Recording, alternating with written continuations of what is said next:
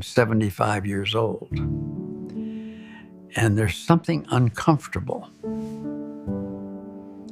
I need to say before my voice gives out completely. Most of what you believe about time is wrong. I believed it too. I used to think life would slow down one day, that there would be a clear moment when I'd finally have space to breathe, to look around, to enjoy what I built. I thought that moment would arrive naturally, like a reward for endurance. It didn't. I'm not speaking from theory. I'm speaking from the end of the road. When I was younger, my life looked fine from the outside. Better than fine, actually. I worked hard, I was dependable, people respected me. I paid my bills, I met deadlines, I moved forward. Career first, then stability, then comfort. That was the order. At least, that's what I told myself. My days were full, but my mind was always somewhere else, planning, solving, preparing. I didn't notice the emptiness because everything looked correct on paper. I thought that's what adulthood felt like, being tired, being busy, being needed. I kept telling myself, later. Later I'll rest. Later I'll travel. Later I'll call them. Later I'll say what I really feel. Later became a habit, a comfortable lie. The turning point wasn't dramatic. No movie moment, no sudden wisdom. It was a hospital room. Not even mine at first. A friend I'd known for decades. We worked together, laughed together, promised each other we'd slow down one day. He retired 6 months before he died. I remember standing there, watching machines do what his body no longer could, thinking something very simple and very frightening. So this is how it ends, in the middle of plans. After that, my own health began to whisper.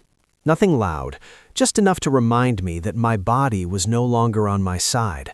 Stairs felt longer, mornings took effort, time stopped feeling endless. Mortality stopped being an idea, it became a calendar. That's when it hit me. Quietly, but completely. I wasn't really living, I was managing life. I checked boxes, I chased goals, I measured progress, but I rarely asked myself if I was present, if I was awake, if I was actually here. The most dangerous sentence I ever believed was, I have time. You probably say it too. After this project, after the kids grow up, after things calm down, after I feel more secure, I'm here to tell you something gently, not cruelly. Things do not calm down. Life does not clear a path for you. You either step into it now, or you watch it pass from the sidelines. Success is a strange thing. It keeps moving the finish line. When I earned more, I wanted more security. When I reached stability, I wanted recognition. When I had recognition, I wanted peace. Peace never came from achievement. It only came from moments I postponed. I had a colleague, sharp, disciplined, admired. He waited his entire life to take his wife on the trip they'd talked about. She got sick before they went. He still talks about that trip more than his career. That stays with you. Not the awards, not the titles, the things you didn't do. This is the hardest part to say. I regret the conversations I didn't have, the visits I postponed because I was too tired, the times I half listened while thinking about tomorrow. My parents aged quietly while I was busy being responsible. One day, they were old, and I didn't know how it happened so fast. There are questions I never asked them, stories I'll never hear. My children learned to stop waiting for me, not out of anger, out of adaptation. That hurts more than resentment ever could. Friends drifted, not from conflict, from neglect. You don't notice these losses when they happen. You notice them when it's too late to repair them. That's the cruelty of time. It doesn't announce what matters until it's gone.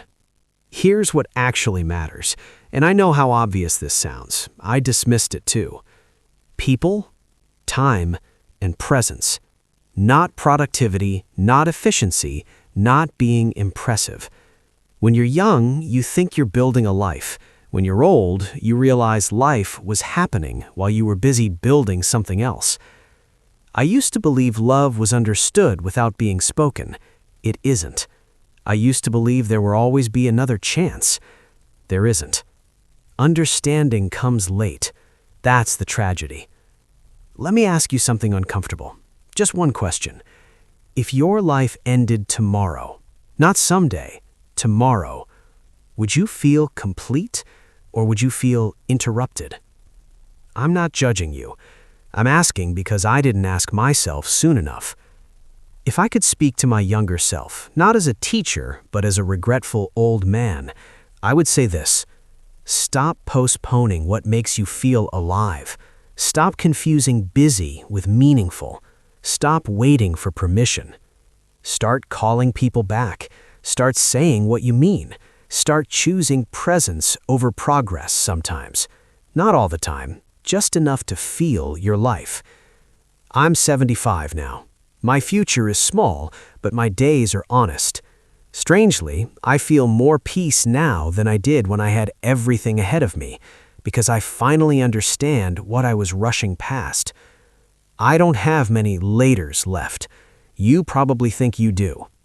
I hope you're right, but I wouldn't bet your life on it. So let me leave you with this.